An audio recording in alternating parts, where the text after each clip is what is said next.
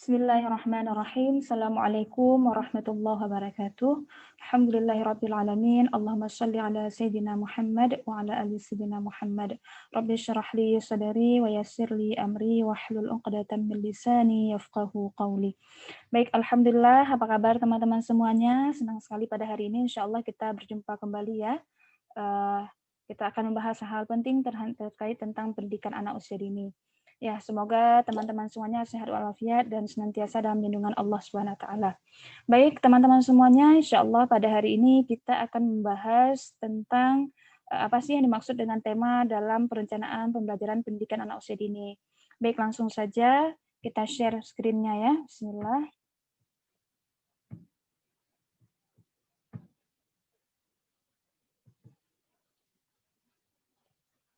Oke, baik. Di depan kita sudah ada beberapa slide ya, nanti insya Allah akan menjelaskan tentang apa sih yang maksud dengan tema dalam pendidikan anak usia dini. Baik, yang pertama konsep pembelajaran tematik ya. Pembelajaran tematik merupakan suatu pembelajaran yang mengaitkan berbagai bahasan dari kompetensi dasar secara terintegrasi ke dalam satu tema. Nah, jadi tematik itu maknanya bagaimana nanti seorang bunda guru memilih sebuah tema yang kemudian bagaimana tema ini mampu menstimulasi keenam aspek perkembangan anak. Ya, nah tentu saja untuk mengukur apakah keenam aspek perkembangan anak ini sudah terstimulasi atau belum, kita memerlukan kompetensi-kompetensi dasar. Nah, kita lanjutkan ya. Nah, jadi tema merupakan payung keseluruhan kegiatan dan topik yang akan dijadikan pembahasan. Nah, jadi tema itu sendiri merupakan payung ya atau keseluruhan kegiatan atau topik yang ingin kita jadikan sebagai suatu pembahasan. Yang tentu saja tema itu kita sajikan kepada anak dalam bentuk bermain dan bereksplorasi bersama anak. Nah, walaupun demikian, tema tetapi bukanlah merupakan tujuan pembelajaran, melainkan sebagai strategi. Ya, sebagaimana saya katakan tadi, anak bukan mampu mencapai tema tersebut, tapi tema itu disajikan hanyalah sebagai sebuah strategi untuk membantu keluasan berpikir anak, ya, di mana berpikir anak itu yang kita kembangkan diantaranya ada 6 aspek perkembangan, yaitu nilai agama moral, fisik motorik, kognitif, bahasa, sosial emosional, dan yang terakhir ada seni. Oke, kita lanjutkan. Nah, ini mungkin manfaat-manfaat tema bisa nanti teman-teman pelajari sendiri dan baca sendiri gitu ya. Kemudian, nah di antara aspek-aspek yang bisa dibangun melalui tema, yang pertama ada sikap religius dan sikap sosial.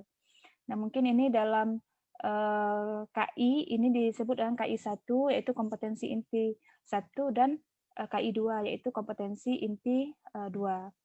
Nah, kemudian selain sikap religius, sikap sosial, yang perlu kita bangun juga adalah sikap pengetahuan, yang dimana sikap pengetahuan ini disimbol dengan KI 3.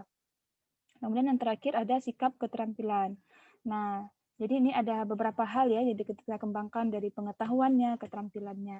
Nah, keterampilan sendiri itu yang bisa yang sering sekali disimbolkan dengan kompetensi inti 4, yaitu KI 4. Jadi aspek yang perlu dibangun melalui tema adalah KI 1, sikap religius, kemudian KI 2, sikap sosial, selanjutnya ada KI 3 tentang sikap pengetahuan, yang terakhir ada KI 4 tentang sikap keterampilan.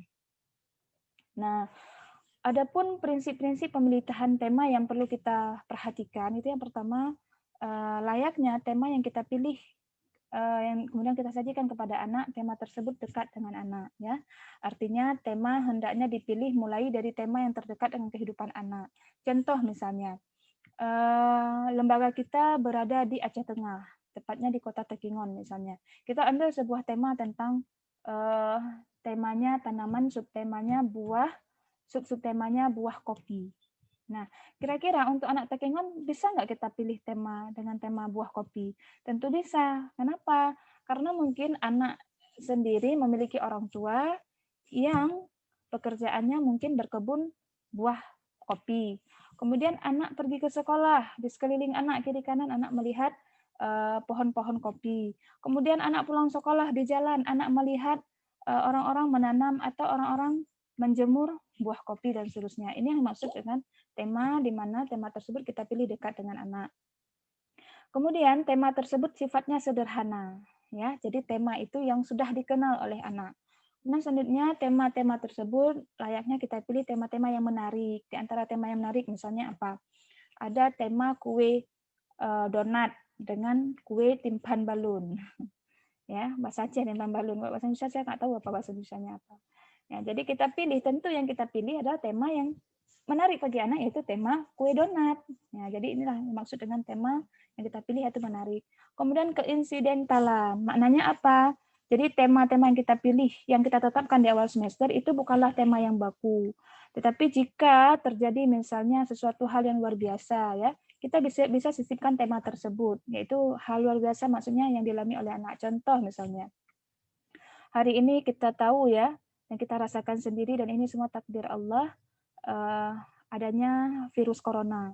Nah, tentu pengetahuan tentang virus corona ini perlu kita berikan kepada anak agar anak bisa berjaga-jaga ya, menjaga diri dan seterusnya. Maka tema virus corona bisa kita masukkan dalam pembelajaran pada PAUD pada saat itu. Nah, kita lanjutkan. Selanjutnya keluasan tema itu seperti apa? Nah, jadi dari tadi kita pertama sekali kita tentukan dulu sebuah tema, kemudian kita kembangkan menjadi subtema, kemudian kita kembangkan lagi menjadi sub-subtema atau pokok pembahasan sampai seterusnya. Jadi jika pertanyaannya seberapa luas sih sebuah tema bisa kita kembangkan? Nah, jawabannya tergantung seberapa luas pendidik dapat memberikan fasilitas atau memfasilitasi pengembangan tema tersebut untuk memberikan pengalaman baru bagi anak. Nah, jadi tidak ada tidak ada patokan ya seberapa luas atau seberapa dalam tema yang bisa kita sajikan kepada anak. Yang penting adalah pendidik itu memiliki wawasan dan mampu memfasilitasi anak dalam mengembangkan tema tersebut. Oke, selanjutnya setelah tadi kedalaman materi, berapa lama atau berapa luas materi atau berapa dalam materi yang kita sajikan, selanjutnya berapa lama waktu yang dibutuhkan untuk mengembangkan tema tersebut, ya. Jadi sebuah tema tidak ada ketentuan dilaksanakannya itu berapa lama. Ya, artinya sebuah tema bisa dilaksanakan lama dan bisa juga singkat, tergantung tadi keluasan tema yang sudah kita tentukan, ya. Dan di samping itu juga dilihat dari minat anak, misalnya tema tersebut kita sudah sajikan hari Senin, hari Selasa, hari Rabu. Anak bosan, anak nggak minat lagi dengan tema tersebut. Jadi kita bisa menggantikan ke tema yang lain. Jadi ada kalanya satu tema itu membutuhkan waktu sebulan, atau bahkan lebih dari 1 bulan, atau bahkan kurang dari 1 bulan. Jadi tidak ada sifat yang baku ya terhadap berapa lama alokasi waktu yang dibutuhkan untuk satu tema. Nah, jadi ini adalah langkah-langkah pengembangan tema. Ya, jadi yang pertama kita pemilihan tema, kemudian pengembangan sub-subtema, subtema, kemudian kita kembangkan menjadi sub-subtema, kemudian penetapan KD, dan terakhir ada penetapan muatan atau materi pembelajaran. Oke, ini beberapa tema nasional ya. Nah, nanti teman-teman boleh pilih tema-tema atau mau memilih sendiri atau mengembangkan sendiri tema-tema sesuai dengan kearifan lokal di mana lembaga lembaga Anda berdiri itu juga sangat dianjurkan. Nah, oke, kita lihat contohnya ya. Nah, ini ada tema tanaman. Ini adalah tema tanaman. Kemudian subtemanya ada sayur, kemudian ada umbi-umbian, ada bunga, ada obat-obatan, ada buah. Nah, jadi tanaman adalah temanya, sayur, umbian, bunga, obat-obatan, dan buah ini adalah subtemanya. Tentu dari tema yang sangat umum kita khususkan menjadi subtema, kita khususkan lagi menjadi sub-subtema. Contoh, tadi kita sudah pilih ya, katakanlah tema tanaman yang kita pilih temanya tanaman, subtemanya buah, kita pilih menjadi sub-subtemanya tanaman buah. Subtemanya tanaman buah, maaf, kita pilih subtemanya adalah tanaman buah. Maka yang kita tentukan menjadi sub-subtemanya adalah pisang misalnya, kemudian mangga, kemudian pepaya, kemudian jeruk. Nah, langsung saja kita lihat ke contohnya. Nah, ini ada tema tanaman, subtemanya pisang, subtemanya ada berapa ini ya. Kemudian subtemanya ada buah pisang. Nah, penetapan KD yang kita inginkan di sini adalah yang pertama, pendidik menginginkan KD 1.1, 2.1, 3.6, 4.6, 3.8, dan 4.8. Ya, dengan bunyi-bunyi yang teman-teman sendiri bisa membacanya. Ya. Nah, kalau ini kompetensi dasar yang kita pilih 1.12.1, bagaimana sih wujud materinya? Yuk kita tes. KD 1.1 ya, mempercayai adanya Tuhan melalui ciptaannya. Nah, jadi penetapan materi yang bisa kita sajikan adalah pisang merupakan karunia Tuhan. Nah, jadi kalau di KD-nya kita masih menyebutkan mempercayai adanya Tuhan melalui ciptaannya, maka di materi kita langsung menentukan tema pada hari itu, sub-sub tema pada hari itu yang kita kembangkan seperti apa. Nah, misalnya temanya adalah pisang. Maka kita menginginkan dengan tema pisang ini anak mengetahui bahwasanya pisang ini merupakan karunia Tuhan. Nah, kemudian kita lanjutkan pada KD 2.1, memiliki perilaku yang mencerminkan hidup sehat. Nah, kira-kira kalau begini bunyi KD-nya, bagaimana sih materi yang bisa kita sajikan? Nah, jadi Bunda Guru di sini mau menjelaskan tentang kandungan-kandungan dari buah pisang. Nanti rencana kegiatannya Bunda Guru menjelaskan nanti dalam kandungan buah pisang itu ada kandungannya apa-apa saja. Gitu. Kemudian kita lihat lagi ada KD 3.6 4.6. Nah, ini kita masih ingat ya, setiap ada sikap pengetahuan 3.6 mesti harus disusul dengan 4.6, yaitu keterampilannya. Nah, jadi ini adalah bunyi dari 3.6 ya, mengenal benda-benda di sekitarnya dan seterusnya. Maka bunyi atau materi yang bisa kita sajikan adalah anak mengetahui tentang jenis, kemudian warna, bentuk, ukuran, fungsi, dan ciri-ciri buah pisang. Ya, jadi anak mengetahui tentang bagaimana jenis-jenis buah pisang itu apa saja, warnanya bagaimana, bentuknya, ukurannya, fungsinya, dan ciri-ciri buah pisang itu seperti apa. Nah, kemudian setelah anak mengenal, di sini bisa kita tambahkan materinya apa?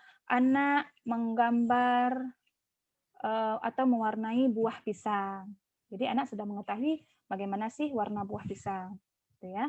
Atau anak membuat bentuk buah pisang dari plastisin dan seterusnya. Jadi ini adalah kalau tadi 3.6 materinya adalah ini, 4.6 bisa kita tambahkan seperti tadi ya, anak mewarnai buah pisang atau anak membuat bentuk plastisin, membuat bentuk pisang dari plastisin. Nah, kemudian satu lagi mengenal lingkungan alam, ya 3.8 4.8. Apa aja lingkungan alamnya itu? Hewan, tanaman, cuaca, tanah, air, batuan, dan lain-lain. Maka materi yang bisa kita sajikan adalah bagaimana cara berkembang biak atau bagaimana cara tumbuhnya buah pisang, ya mulai dari menanam buah pisang dan seterusnya. Nah, jadi inilah yang dimaksud dengan tema. Baik, teman-teman semuanya, alhamdulillah kita sudah menyelesaikan ya materi kita tentang bagaimana sih yang dimaksud dengan tema. Nah, mudah-mudahan semuanya dapat dipahami. Kita tutup dengan kafaratul majelis. Subhanakallahumma bihamdika asyhadu an la ilaha illa anta astaghfiruka wa atubu ilaik. Saya akhiri, assalamualaikum warahmatullahi wabarakatuh.